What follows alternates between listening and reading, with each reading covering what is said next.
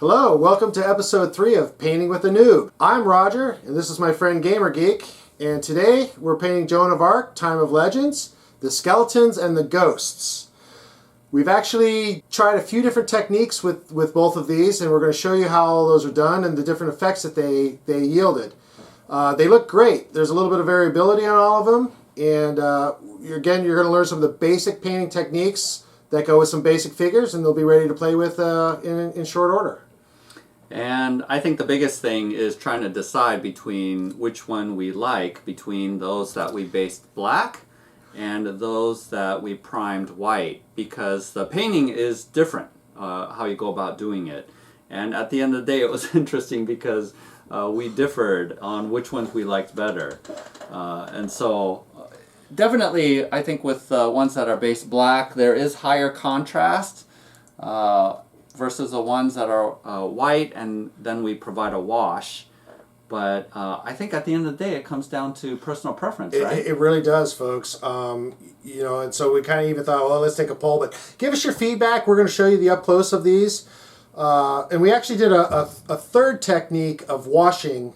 So we tried one kind of wash. Then we primed in the white and did a dark wash versus the light wash. So you're going to see a few different kinds of washing and the effects that they yielded. So let us know what you think.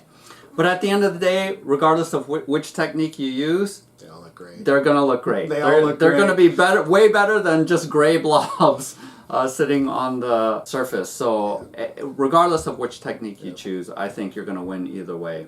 I will say that having the black primer is a little bit faster because you're not needing to put down the wash and waiting for the wash to dry. And also a little more forgiving because you can get away with not getting right to the edge blocks that you're trying to paint. It doesn't matter because any parts that you don't paint is just natural shading. Whereas when you're priming white, you do need to make sure that you get right up to the edge between the colors, because leaving a white strip, that just doesn't happen naturally in the world. So the example you're going to see in the video is the skeleton holding a staff has a white hand, and with a prime black, that little bit of black between the staff and his hand you don't really notice.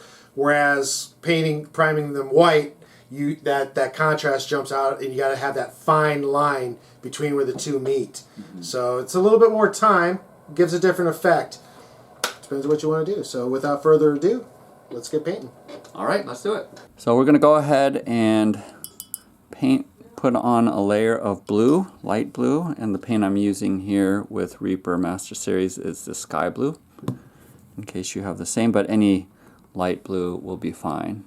So remember, we primed these white originally, but we decided to try a different little technique with this ghost. So we're going to base it all in this blue, and then we're going to dry brush or highlight. They're the same thing. Isn't that correct, Gamer Geek? Yeah, that's right. Highlight and white.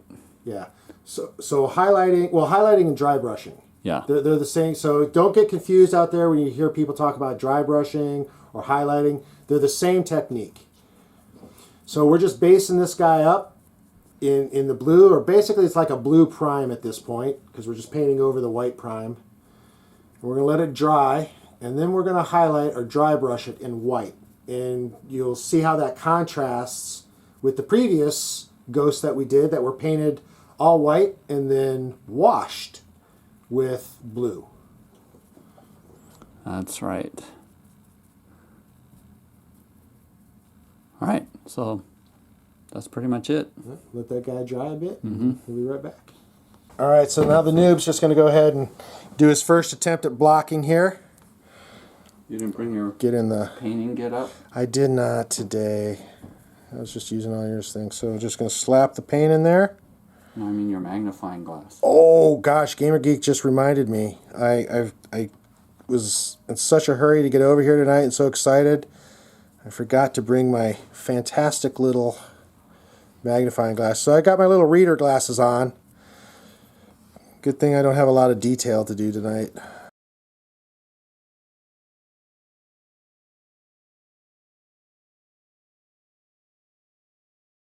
And again, you notice that the experienced guy doesn't get any on his fingers, doesn't get much on the base. Okay. All right, so we're going to go ahead and tackle the ones that are based in black first. And basically the technique is to dry brush. So I'm going to use this creamy ivory. You can't, if you don't have it, just use white, regular white. That's fine, not a big deal. But this is just a little bit beige and off-white. And you are just dry brushing. So be careful that you don't get too much on your brush because you'll just glop it on, which is not what you're going for. And these are the skeletons. Yeah. So we painted them black, hoping that that black kind of falls into their recesses, and we just bring out the white of their bones. So we leave that black behind and paint over it with this dry brush. And these guys are so small at 15 millimeter that you have to be careful doing this. But see how my dry brushing, I kept the paint from going into the recesses so that you can see the rib cage. Otherwise, if you have too much paint or if your brush is too wet, you'll obscure those details. And so a lot of it is just getting used to what is the right consistency of the paint that you need to do dry brushing. And the amount on the brush, I think, too, right? That's right. It's kind of a double whammy. So this is technique. You get better with this technique over time. You learn how to hold that brush with the right pressure based on the amount of paint or the charge of the brush. That's what they call it, right, Gamer Geek? A charge? Yeah. When you dip it in the paint. How much paint is on your brush? It's called charging the brush. But over time, just like anything else, I really believe that this is a skill that anyone can learn.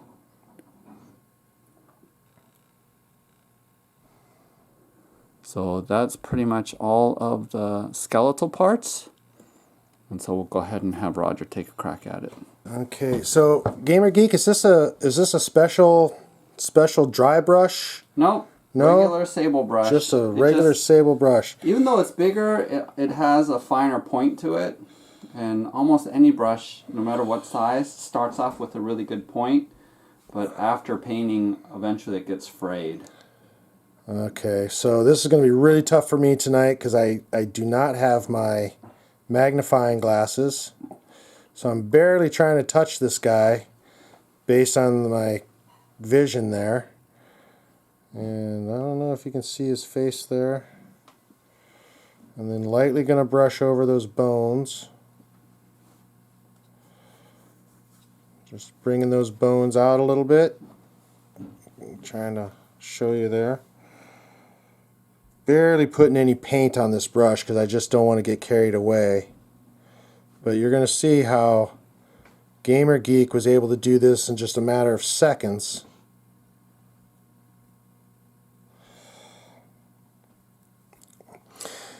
So Gamer Geek, I'm going on vacation for a couple of weeks. So it won't be painting with the Noob. I'll just have to go solo until you come back. But my hope and my aim, because I am anxious to actually play. I'd like to play. So Roger's going to be gone for 3 weeks. And my goal is to have the entire base set finished by then, so that we can actually try playing a game. And maybe even possibly posting a tutorial, since we haven't really found a good gameplay tutorial online yet. Yeah, post a link, folks, if you've discovered a good tutorial. You know, Board Game Geek is the place, right? But so far nobody's taken up the mantle. I was kind of surprised. There's all kinds of playthrough videos out there for it. Yeah, I don't know if I'm getting this or not. I guess that's his bones here. Alright, so we're actually going to try another technique with a skeleton here. Whoa, see, I got a lot of charge on that brush there. And these skeletons are wearing a little bit of armor. Are you in the screen? Yeah, just. adjusting the screen. I know I might be going in and out here. Oh, wow. I really need my magnifying glasses for these guys. Yeah, I didn't realize just how much it helped me the last time. But yeah, it's, I'm even having a hard time seeing right where the bone is versus no bone. I guess they got shoes on, looks like. I left the shoe for the right foot and then painted the left foot as bone. But again, that was just a choice. It wasn't because it was clear. Right. So be creative, folks. You don't have to worry about getting it exact. They're all going to look good. They're so small. I think I got it here. You want to verify, Gamer Geek? What do you think? Does that need some more? Let's look at what you got over here. Maybe I don't have enough paint on. Oop, let me get into focus here. So Gamer Geeks versus Noob. Well, you can definitely see. Yeah, as long as you can see the rib cage. Gamer Geeks got more paint. I was a little less. How about the back here? What did I miss? Oh, the back of the arms. It looks like there's no armor. So I'm going to go ahead and touch that up real quick.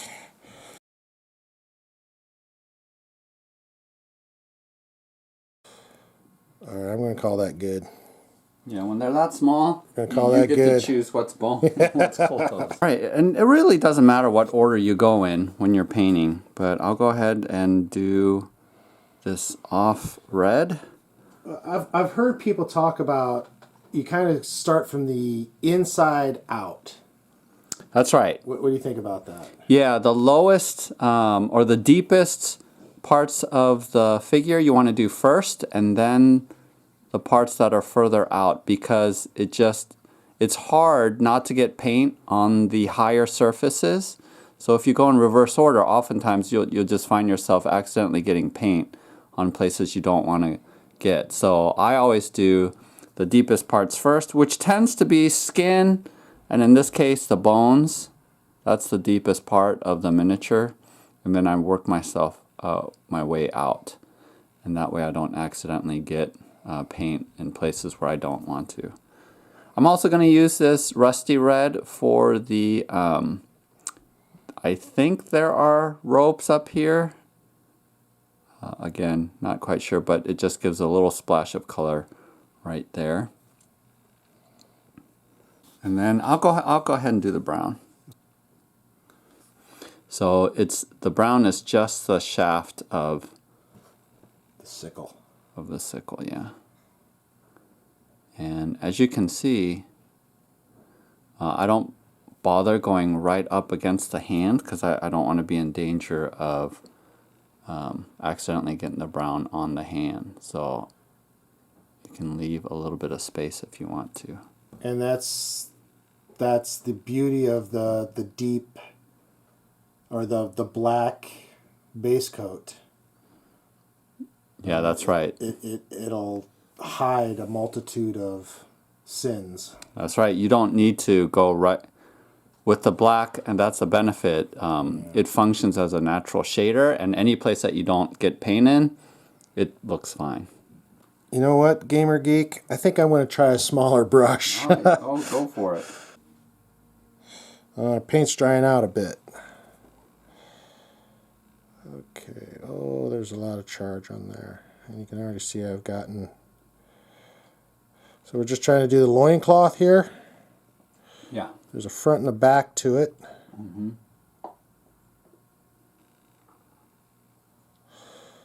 Let's see. Is there anything else that required this red on the fig?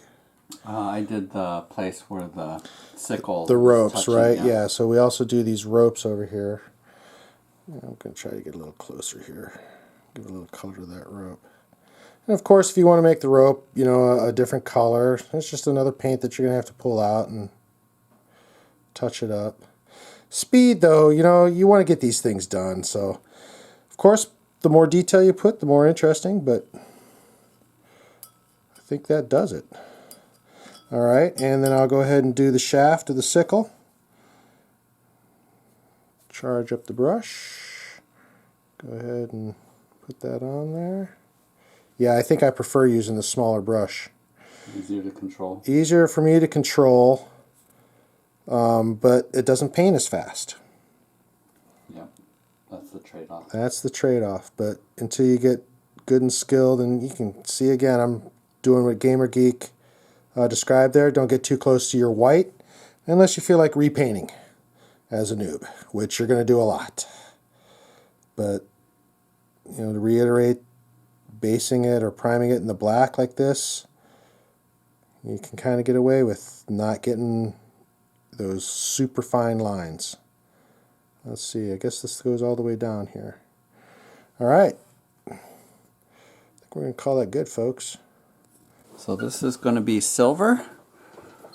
Silver I use is from Army Painter, the plate mail metal.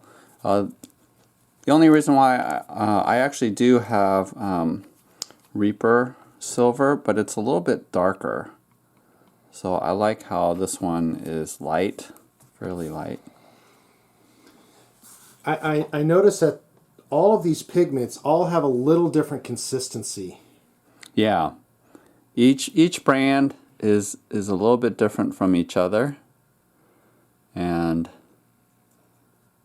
it's just a matter of getting used to them. Knowing how it kind of comes out of the bottle gives you a little idea, and then it's the consistency will charge the brush a little differently, and the way it paints on. Yep. Right, so kind of another one of those experience. The more you paint, the more you'll understand how your paint's going to flow.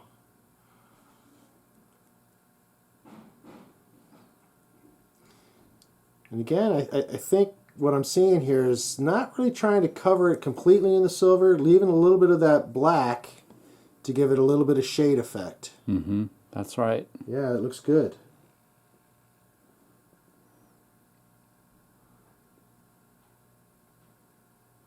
And once again, the black is really forgiving because you can leave spots, or if you miss spots, it's okay.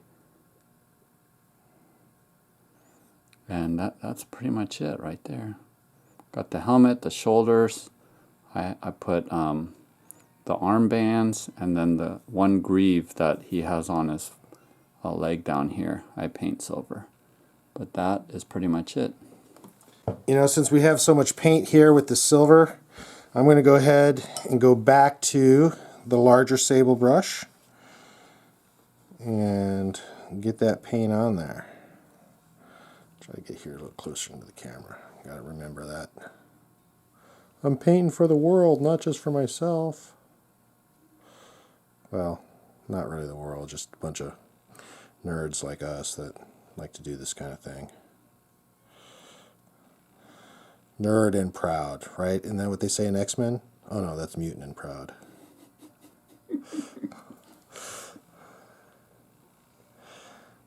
Oh boy, okay, so there we go. And then I guess these armbands are a little silver. Yikes. Yikes. Yeah, trying to shove that brush in between body parts. It gets a little dangerous. And then, do we got anything on the legs there? I feel like right on the hips there's some armor there. That kind of black mass. Yeah. Kind of, yeah, there's a little bit of, I see it there, a little side plate. Yeah, it's like some old plate mail, right? Yeah. Kind of, just do that. Let's see how that turns out. Yeah, okay. Make sure you get the back of that shoulder pad. Oh, there it is. Yeah, look at that. There's a lot of silver here, folks. Yep, see that? So yeah, they got some old beat up fragments of plate mail. Pretty cool. All right. You know what? I think we're just going to go ahead and throw some more silver on there. Ta-da! Whoop, ta-da! Okay, there's the front. And there's the back. Looks pretty similar. Gamer Geeks versus Noob. Yeah, what do you folks think? So, noobs, it can be done. And so we're going to do a wash with these ones, and they are primed white because we will not have to paint any of the bones because they're pre-painted white. So instead we're going to do all the other parts.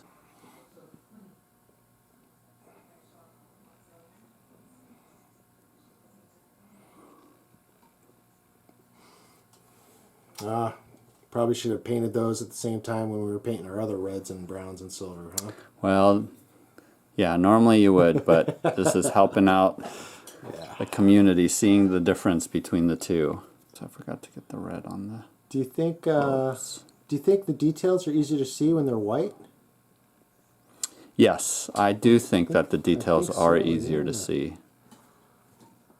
That's interesting. Something I just noticed as you're painting away. But because of that, you actually have to cover more of the surface. You can't get away with what we did with a black underpainting, because you will notice when you miss spots.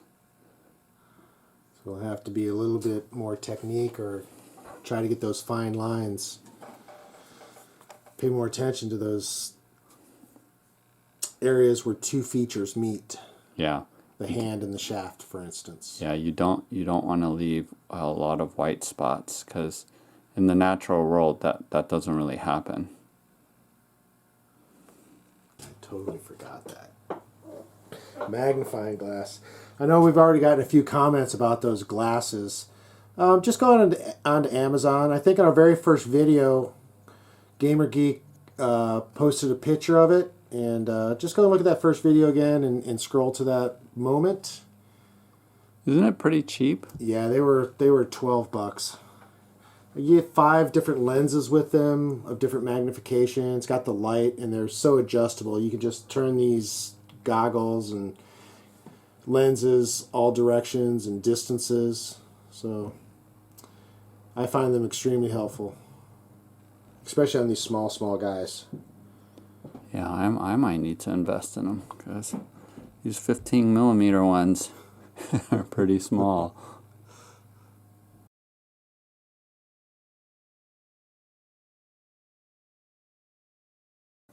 That's pretty much it. So this technique we're doing right now, it's known as blocking. Is that correct? Right. Yeah. Are there any other names for this that? Probably.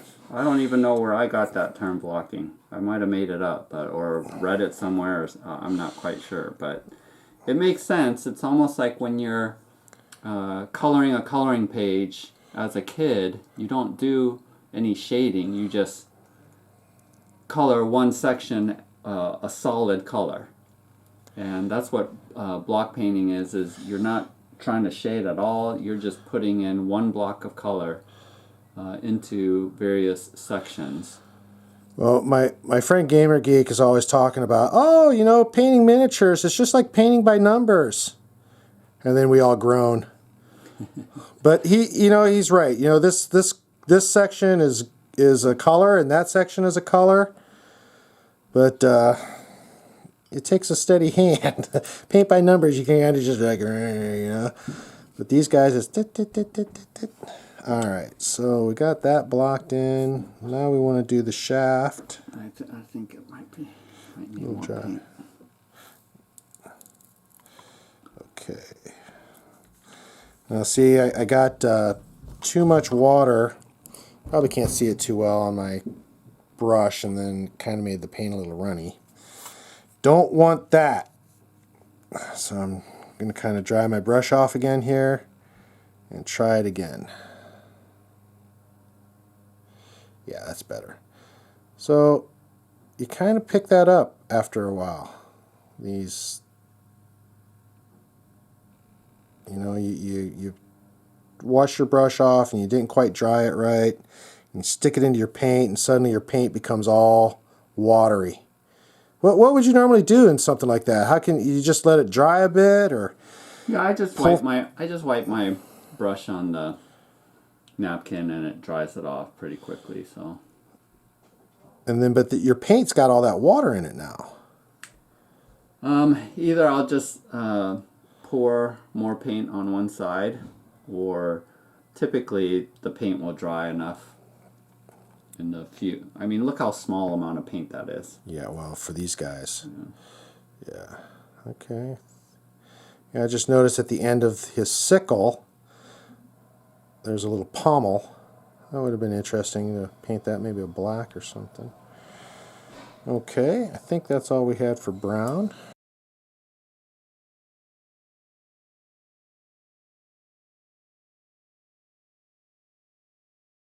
And I think we're going to try 2 different washes, Gamer Geek, or Yeah. on each of these. Yeah, we'll try the darker wash and see if that provides a little more contrast to what we were showing you before at the intro of the video. You know what? I think I got a bunch of silver on his face. That's no Gouda. Probably gonna have to whiten that out. No. Okay, so yeah, I made a big mistake. I wouldn't say that's a big mistake. It'd be pretty easy to put white on his face. Okay, but it's probably hard to see in the camera, and I can just see it. But like right between the sickle and the helmet, it was tough to paint, and you get it into his face, and those are those timely mistakes, costly mistakes that you got to go back to touch up. But we'll see. We'll see. Okay, we're gonna keep getting all this. You know, I thought I was going to try to avoid those types of mistakes by using the smaller brush.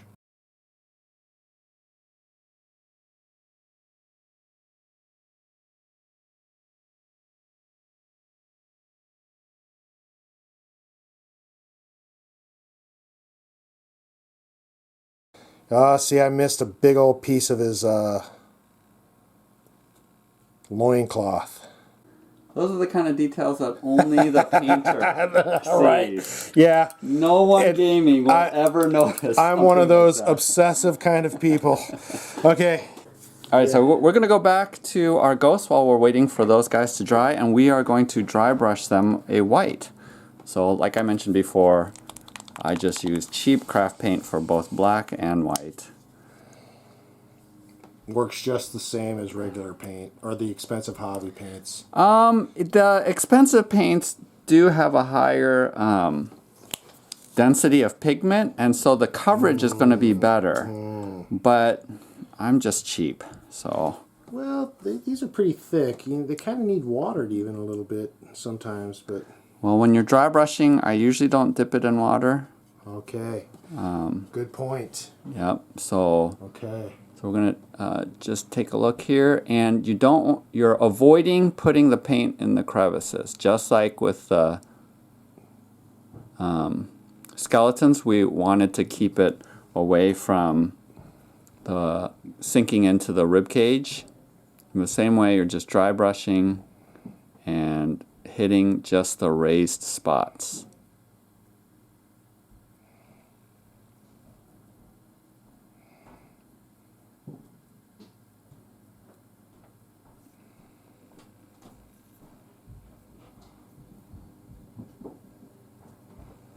So all of the shadow still remains blue.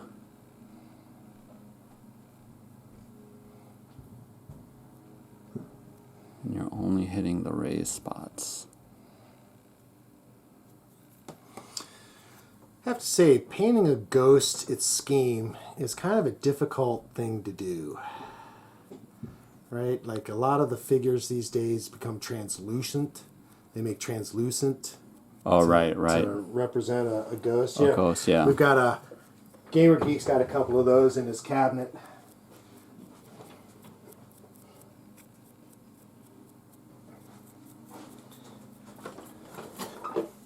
And I'm going to just stick it in Pop there. them in. Yeah, so that's made out of translucent plastic. Yeah, right. That's really kind of the effect we've been trying to shoot for. And that is pretty much it. And here I go. Now I'm going to do a big broad strokes like these.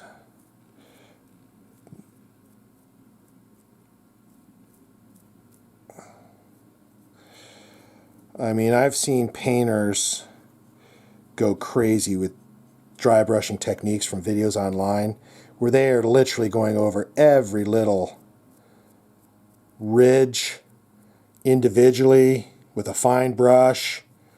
The time to do that makes a nice effect, but I don't think the payoff's quite worth it. We have as many games as we have. My philosophy always is a poorly painted mini is better than an unpainted mini. And so Gamer Geek has actually refused to play a game if the minis weren't painted. that's right. So that's kind of encouraged some of his gaming buddies to get with it, like me. But I enjoy the hobby. So is there any concern about keeping your brush tips a certain, like getting frayed, or should they be nice and pointy or flat, or? Well, obviously you want to keep the point on your brush as long as possible. So the brush you're using right now is pretty frayed. I would not do any detail work with that brush. There you go. Okay. Only broader areas or maybe the base, or dry brushing. Because when you dry brush, you actually do ruin the brush by letting it get dry. And so that's what causes the fraying on your brush. And so the lifespan of a brush isn't actually that long. You're going to notice that you lose your point fairly quickly. That's why I like buying the cheap ones and just going through them. And then I transition from having a fine point where I'm doing detail work. Once it starts fraying, I start using it for this kind of work like dry brushing and getting larger bases done. And then finally it's so bad I just throw them away. That's usually how I cycle through my brushes. All right. The motto of that story is don't be afraid to buy a new brush. Yeah. Don't get attached. That's right. Okay. I think I get a little over attached and kind of hang on to them too long. So, I mean, it is an investment, right? But it's a hobby. All right. I don't know. Where do you think I am with this guy right now? I think it looks good. Yeah? Yeah. See how we're doing. So, Noob experience. Okay, I have to admit, I think I like the more white that I put on there than than the light. So. Yeah, it does look good. Okay, so as a quick comparison, we'll show you some ones that Gamer Geek did earlier. This is painted white with his blue wash.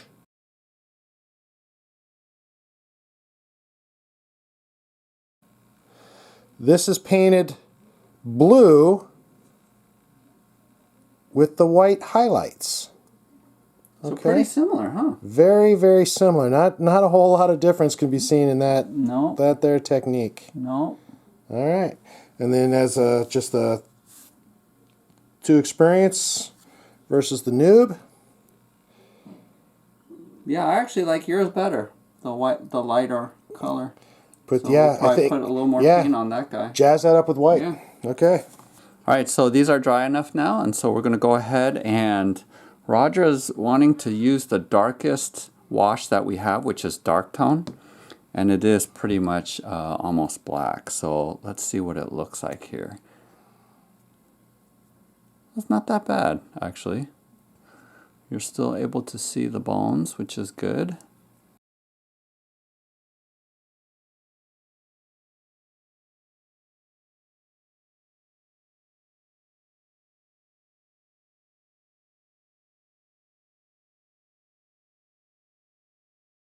But it kept the white. Yep. The ribs and the... See, I think that's the perfect. No, we kind of debated whether or not we should dilute this wash out a bit more. So I'm just going to slather it on here. Yeah, it's going into those recesses pretty nice.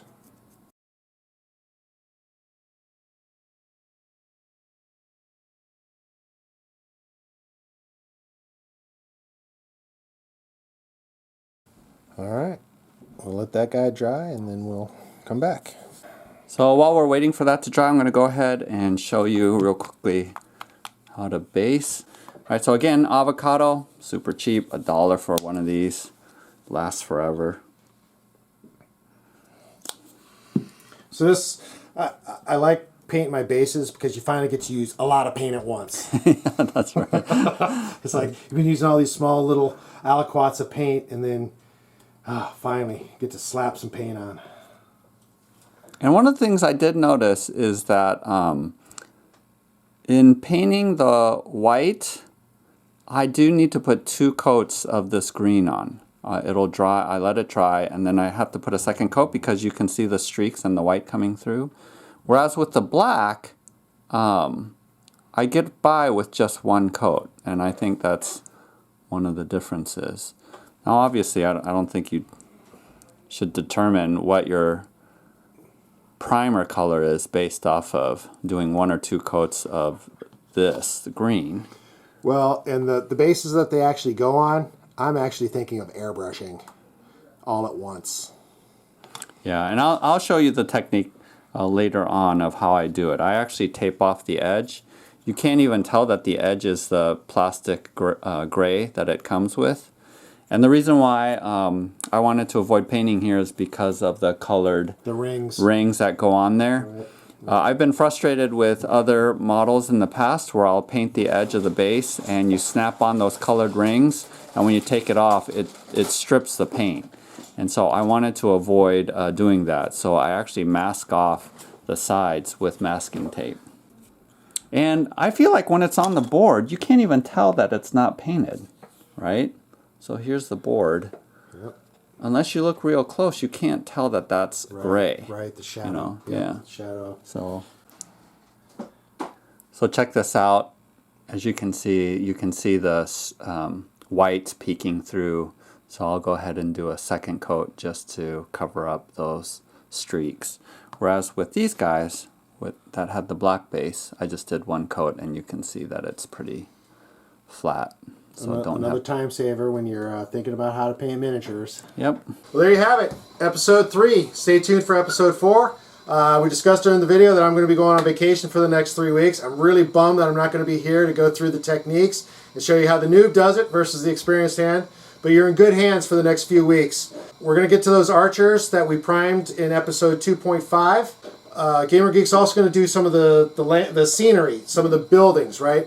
We're too eager to actually get a game in and to play, and so we'll get plenty of time though when Roger comes back, because there's another 800 miniatures that are in the expansions since we went all in. So hopefully you guys won't mind that I'll just be doing the painting tutorials for a little bit these next couple of weeks, and then once he comes back, he'll jump back in. Painting without the noob next week. That's right. Stay tuned.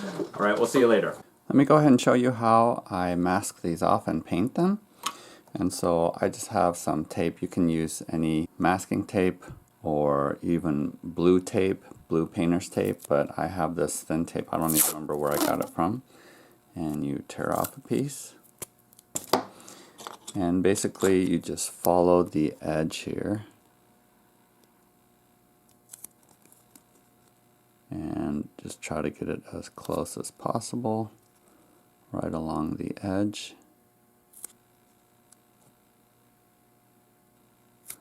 It doesn't have to be perfect. And that's pretty much it. And I don't cut off this excess or anything like that. Alright, now we're going to use this primer, Deep Forest Green, Rust-Oleum Camouflage 2x Ultra Cover. This is my favorite primer because it goes on so flat. So if you don't have this, any black will work or any of the other grays. I wouldn't do white because, like I mentioned before, you have to do 2 coats of paint. So a darker paint actually is better as a primer for the bases. So go ahead and put on an even coat, coming at it from different angles.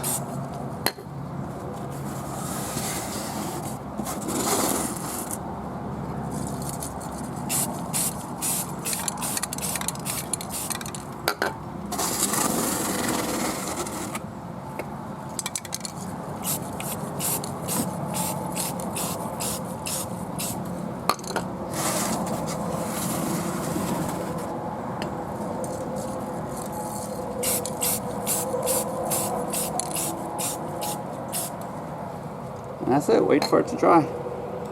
Alright, so you want to keep the tape on there, and again, grab your avocado.